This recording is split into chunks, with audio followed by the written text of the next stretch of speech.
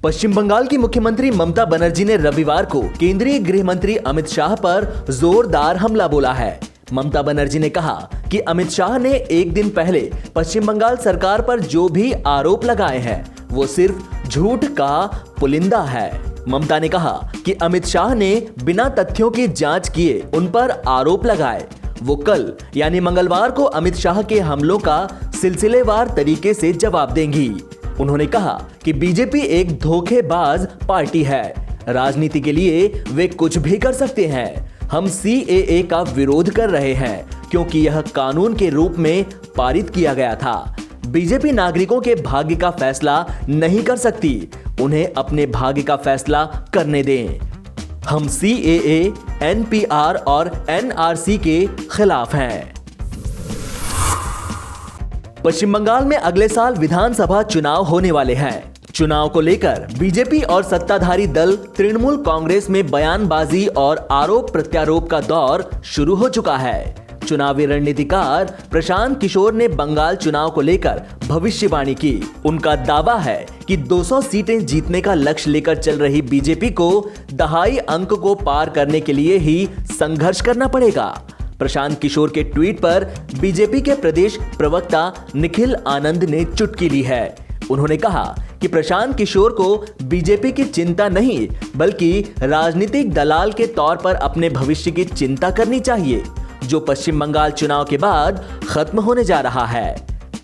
निखिल आनंद ने यह भी कहा कि प्रशांत किशोर मेरे ट्वीट को भी उस दिन के लिए सुरक्षित रख लें जब तृणमूल कांग्रेस सुप्रीमो ममता बनर्जी और पार्टी नेता राज्य से बाहर खदेड़ देंगे।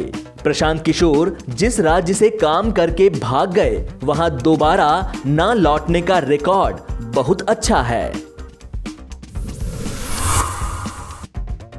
ब्रिटेन में कोरोना वायरस के नए प्रकार यानी स्ट्रेन के संक्रमण को लेकर चिंताओं के बीच केंद्रीय स्वास्थ्य मंत्री हर्षवर्धन ने सोमवार को कहा कि सरकार सतर्क है और घबराने की आवश्यकता नहीं है। मैं सिर्फ आपसे सबसे ये कहूँगा कि अभी ये सब इमेजिनरी सिचुएशंस, इमेजिनरी बातें, इमेजिनरी पैनिक, इन सब के अंदर आप अपने आप को मत उलझाइए। सरकार हर बात के लिए पूरी तरह से सजग है और जैसे पिछले एक साल में आपने देखा कि सरकार ने आवश्यकता के अनुरूप जनता के हितों की रक्षा करने के लिए जो जिस समय पर आवश्यकता किया वो सारी चीज़ें सरकार देख रही है। लेकिन अभी अगर मुझसे आप पूछे तो कोई इतना पैनिक का कोई कारण नहीं कि जितना हम पैनिक अगर अपने इस प्रेस कॉन्फ्रेंस में इंडिया इंटरनेशनल साइंस फेस्टिवल की बजाय अगर ये शुरू कर देंगे तो शायद फिर ज़बरदस्ती ज़रूर पैनिक फैल जाएगा। मध्य प्रदेश के पूर्व मुख्यमंत्री और कांग्रेस के वरिष्ठ नेता मोतीलाल वोरा का आज निधन हो गया है। सोमवार को उन्होंने दिल्ली के एस्कॉर्ट अस्पताल में अंतिम सांस ली। वोरा 93 साल के थे। उन्होंने एक दिन पहले ही अपना जन्मदिन मनाया था।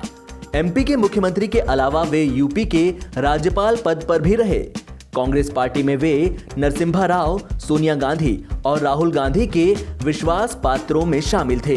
वे लंबे समय तक पार्टी के कोषाध्यक्ष भी रहे। जानकारी के मुताबिक वोरा को यूरिन में इन्फेक्शन की समस्या होने पर अस्पताल में भर्ती कराया गया था।